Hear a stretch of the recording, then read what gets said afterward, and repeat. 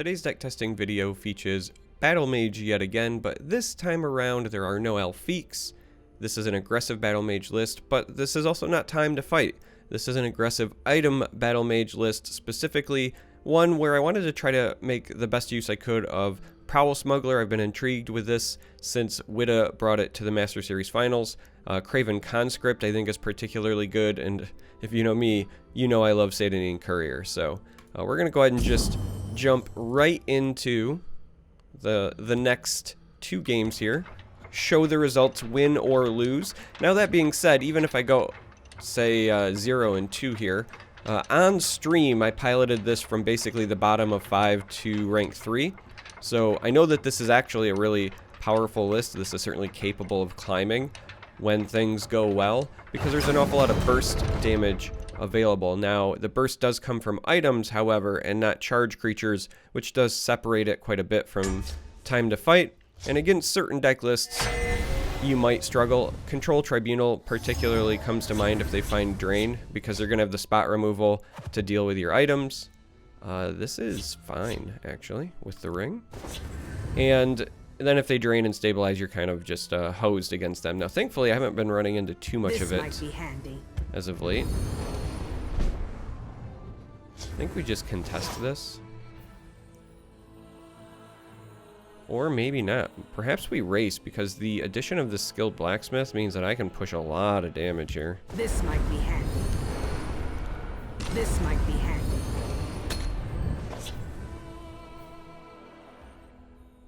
Like, next turn I can potentially play this, and then the following turn blacksmith allows me to dump just, like, quite literally all of my items.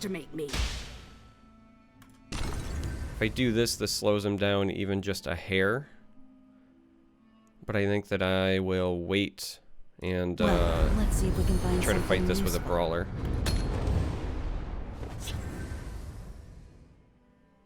I'm ready for you.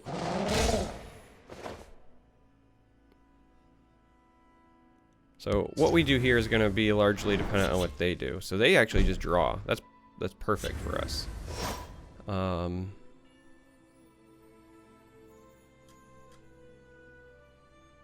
We're actually, I think, just going to push damage. Put these to use.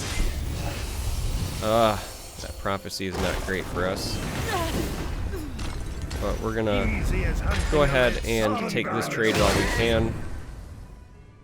Because if they were drawing cards, then that meant that their hand was not optimal. Interesting. This feels like an aggressive list, but Blackhand Messenger in there.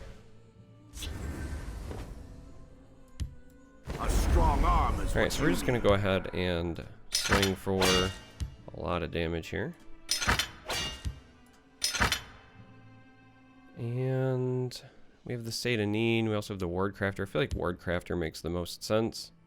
Watch yourself. Because we want to protect it from I'm ready for you. Lightning Bolt or Blackhand Messenger. Now, it's possible they run like curses or something in that vein. Do your work.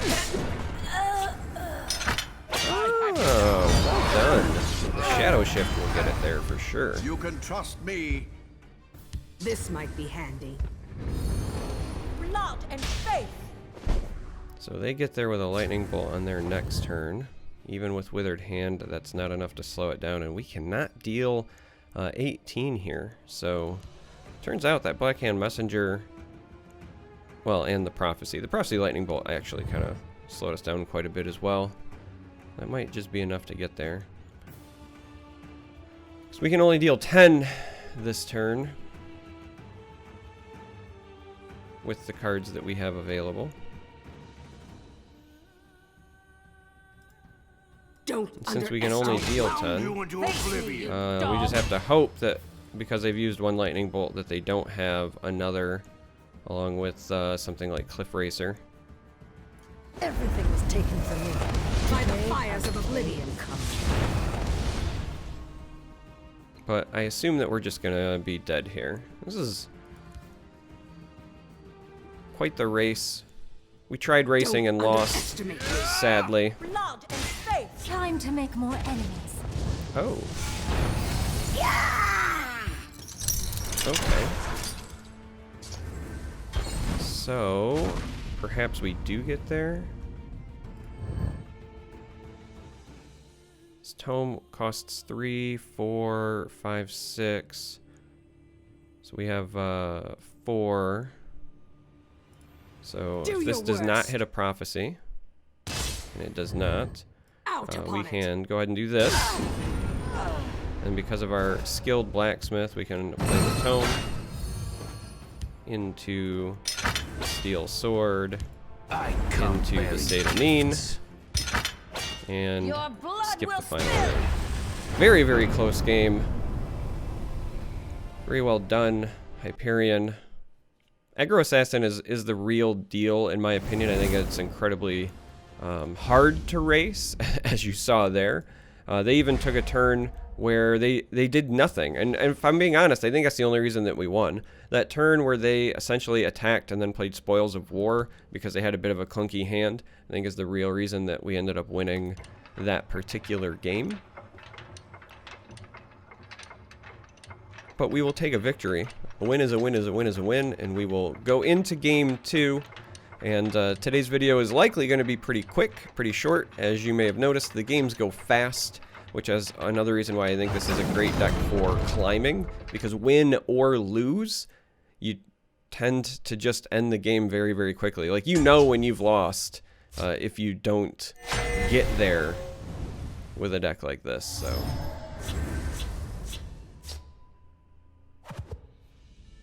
we don't want any of this, I don't think, for our opener. Daggerfall is a... You could argue for keeping Daggerfall because we have the ring, but you really want 1 and 2 drops with a list like this.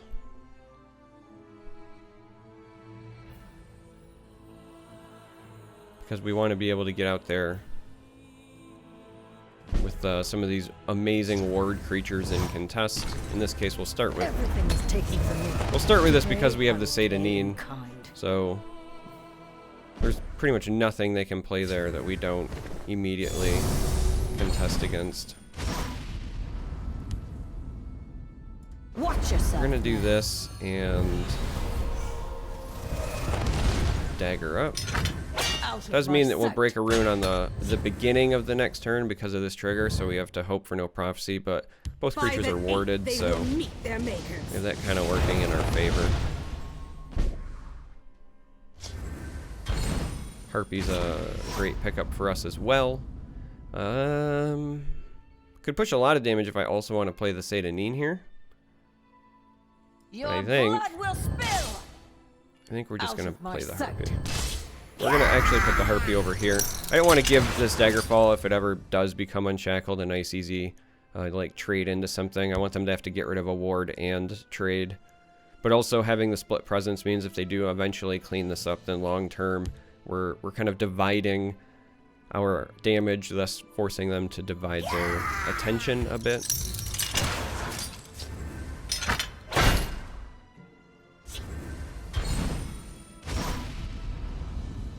Alright, so here, I do believe we're gonna also develop this Prowl Smuggler, but we're gonna push damage first. Face me, you dog! This one will hunt you down. And just hope that they don't have, like, Giant Snake. So our field lane's actually pretty strong because they're both still warded, so while they can double trade into one creature, thus taking it out, they still have to deal with the other and deal with our shadow lane. Hand a Daggett is not going to be enough to get them there. Now here's the fun thing about a deck like this, right? We are so close to skipping this last rune because of Prowl Smuggler makes this swing for 6. But right now on the board we only have, sadly, the 5. Plus this is 11, but we do have the Vigilante. Now, it always makes you hesitate because it makes you feel like you've maybe hit a prophecy when that happens. I'm not gonna lie. Like, every time I'm like, oh, did I just hit a prophecy? But we've got the Vigilante. And so that will be that. So there you have it. 2 games, win or lose. Very, very fast games win or lose. Again, usually if you're going to lose, you kind of know pretty quickly, so you can kind of concede out of it. If you're trying to go for that climbing the ladder efficiency, you can concede out, queue right back up, get yourself some victories. But it's a great deck, and it's been surprisingly potent. When you look at the list, we can hop back in here and take a quick review. When you look at the list, the thing that stands out, not a lot of card draw. And by not a lot, I mean there's basically no card draw. Now, there are cards like Crown Quartermaster or the new Sentinel Reclaimer that the more I use it, the more I become a big fan of it. That certainly generate cards into your hand, but for the most part, it is put bodies on the board, find a way to deal damage. Craven Conscript, I know I didn't get to showcase it in this particular video, but this thing is a powerhouse. It certainly can get a lot of damage in very, very quickly. A lot of easy ways to activate it early. Between Cloak and Dagger, Crown Quartermaster, and Prowl Smuggler, you've got 9 cards right there alone that you can play that set up being able to activate this on curve. You do also, again, have things like Seyda Neen Courier, Sentinel Reclaimer, even the Tomes from Daggerfall. There's just a lot of ways to get this thing up and moving. So there you have it. That's the list. If you made it this far, I love you. Thanks for watching, and until next time, may you walk on warm sands.